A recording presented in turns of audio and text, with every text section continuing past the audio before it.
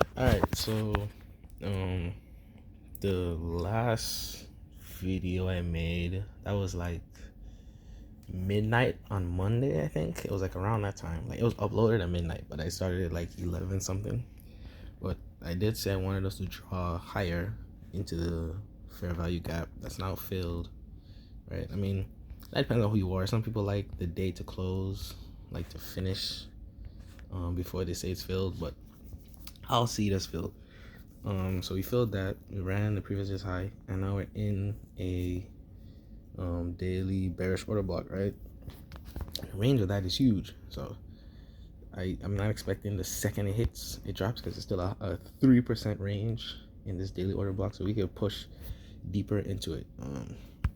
But I don't want to see us, if you're bearish, right, push past this point. Not, that's the wrong color. This point, 37.9350. I don't want to see us pass it. I honestly don't even want to see us pass the mean threshold, which is like right around 37.97. So if you're bearish, right? And another thing to note with this order block is that it also is a swing high, right? So if you're bearish and you think that we're going to continue the trend that we have been on, which is consolidate, wait, let me change it, which is consolidate, breakdown, consolidate, breakdown, right? We've just been doing that over and over and over and over. This little part here, this part kind of tricked me out a little bit because I was like, okay, we broke structure, created a gap, but then the consolidation, I was like, yeah, they're probably going to take us lower. So I wanted higher. That's what this DOL is. This was a draw on liquidity. I was thinking they were going to push us up into before doing this, but they just did this, so that was great. But seeing as how we're like on a high time frame sell model, right, like on a weekly and a monthly, right, on a weekly and a monthly, right, we're just selling on.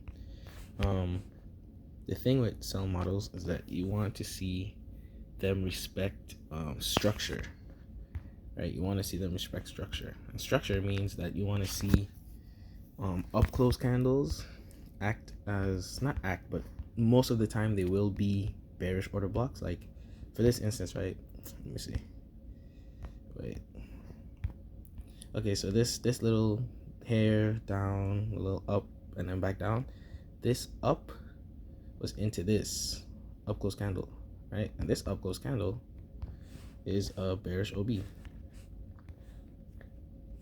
See, so we traded up into that before breaking lower.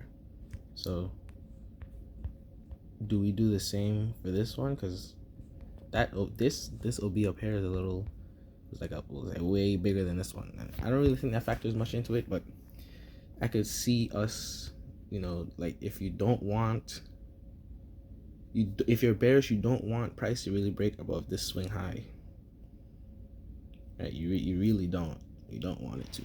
But for the range that we set with this expansion lower, where is that?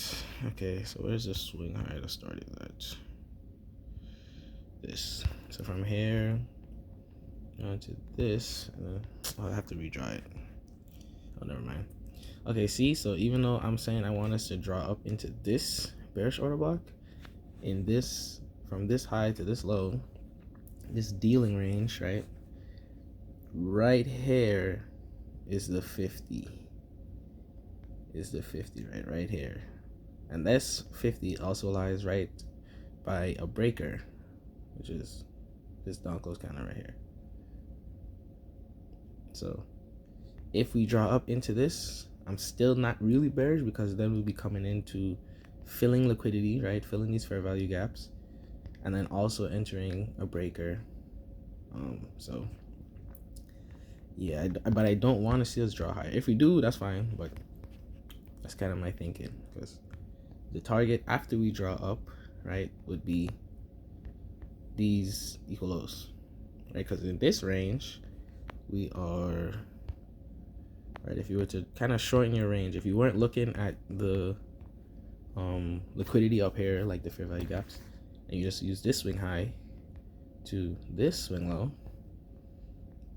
so right at the open of this bearish order block is at equilibrium, right? So like right at it. It's not exactly, but you can use this as a level. Well, I don't know why I just deleted it, but you can use this. So far we've already tapped that, and we're lower than that price is now. So I mean, New York will obviously bring volatility, but any if you're like on a higher time frame, any price above that equilibrium, that would technically be if you're short, a discount for any short that you're looking for. So that's kind of that. So this range's equilibrium is here, and then the other range, the wider range, that equilibrium is right here. Well, I don't know why I keep pointing, like you can see it's right here, and then this large range equilibrium is right in this area with these two candles. So we'll see. I'm gonna pause it real quick. So all right, so the weekly open created another gap down, so that's great. And we did trade up into this breaker, right? We haven't filled this large gap yet though. This huge gap, we haven't filled that yet. So but we're almost there, but we haven't filled it yet. So I want to see, can we fill that today? I don't really know, but I want to see how price reacts to the sensitivity of this 8-hour time frame, because it's kind of like a nice in between, even though it's not technically the in between. It's in between the 4-hour and the daily. Like if the 4-hour is too much but the daily doesn't show enough, the 8-hour is kind of like a good middle ground. So right, yeah. So we're in that range now, so I want to see how we react, because we traded up into it consecutively. I want to see how we go from there. On the hourly, I've been doing a study on the Asian range. I'm not finished yet, because I thought it would have been simple, but it's more convoluted than I thought. Like I need more things, but I was able to get like an average of what the normal Asian range is for the ES. It took me like, I had to go and find like 97 ranges. So yeah, fun. I'm not gonna tell you what the average is. That could be a study. I could assign that as homework or whatever. But the range that we've set so far is higher than the average, if that matters. So the only thing that's kind of drawing my attention really are these clean highs on London. Like these two highs are as clean as it can get. These are the same exact high. Those two highs, 37.49 flat. So those two highs are clean. We have retraced down into this fair value gap. Let me do the OTE. Yeah, so we retraced down into this fair value gap and this 1 hour bullish OB. Right, these two down close candles are the bullish OB. So we're in this range now. So my target, honestly, even though I said I want lower, you still have some room to push up into the equilibrium of the range on the daily, right? So actually, let me go back and put that line back to where it was basically right here. Okay, so those highs are above that. Okay. All right, cool. But I am looking, those highs, I would say those are my target. Like that is what I'm looking for us to run. Seemingly, I'm not sure. Yeah, that's kind of that. 15 minute now. Okay, see, now it's overlapping, but we know that we're in it. We can always check it another time. Yeah, these fibs are the same. Asian range extension, you can use the Asian range, the high and low of it, with fibs to the whatever standard deviation you want. Like I do 1, 2, 3 because I normally fits the day's range, but if it's like a larger day, you could go up to like 5 standard deviations. But playing these, you can normally get really close to playing the day's high or low. That's another ICT video. I think it's just called the Asian range, like ICT Asian range or whatever. Yeah, that's that. This green and red box is just premium discount for me. I just tried. A gem I got from P Dub was to okay, I gotta remember it verbatim. It's take midnight price, right? The midnight opening price, which for me, not for me, but is this candle here, this candle in this area here.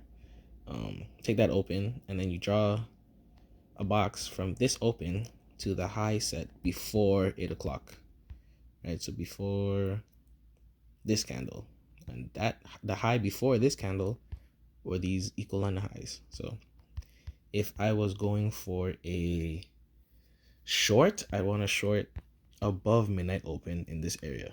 If I want to go for a long, I want to find a long in this area.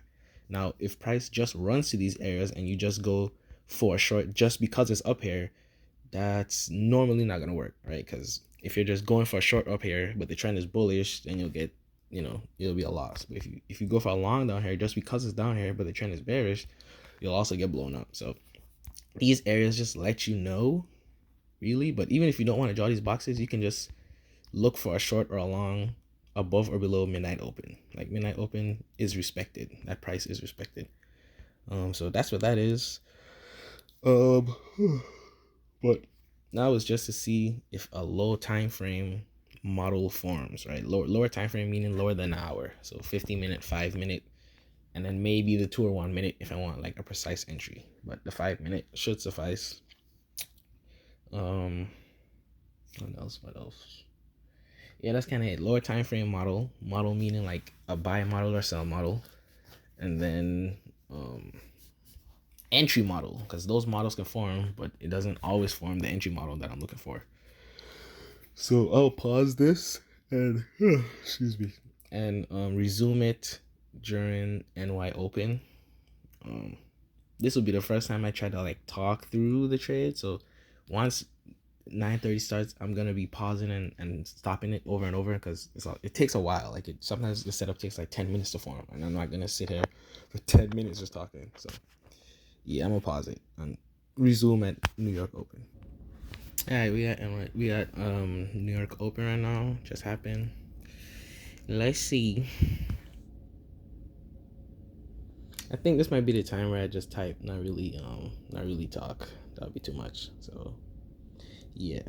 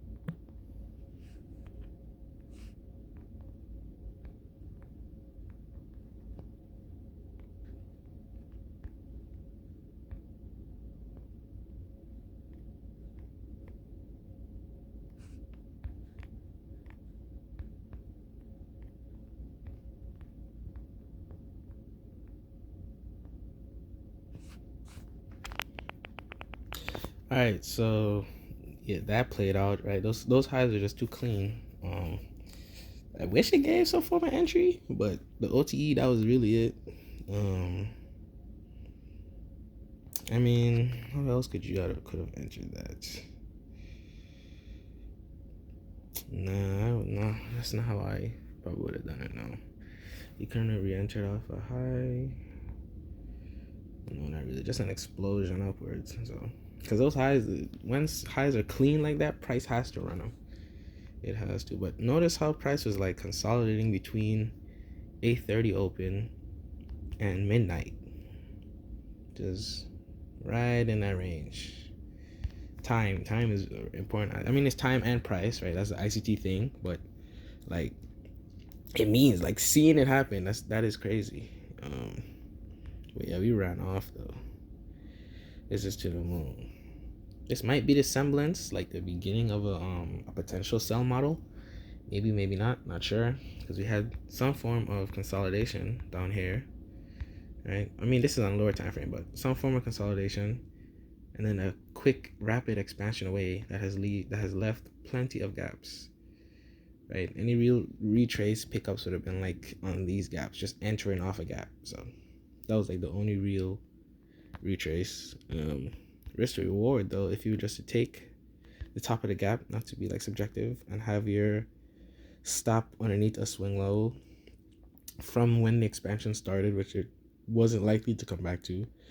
It could have been a 6 point stop, or if you wanted to be really safe, you could have just done 11 point stop, but your targets were London highs. So slightly negative risk reward if you went with the safer option. If you went with a riskier option, obviously it's just under the norm, the lowest RR that I would take, which is 1.6, because that's roughly OTE wise, that's roughly